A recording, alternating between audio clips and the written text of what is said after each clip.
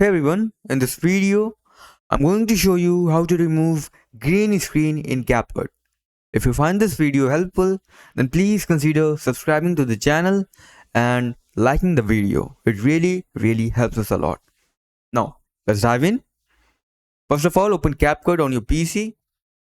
Import the video by clicking over here on import.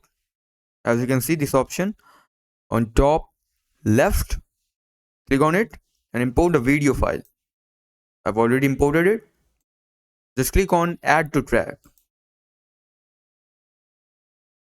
Now, as you can see, the green screen video, just click on it and go over here on top right and click on remove BG.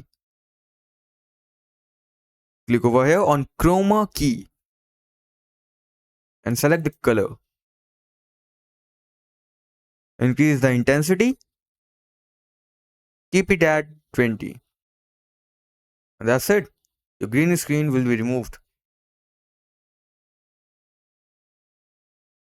That's how you can remove green screen in CapCut PC.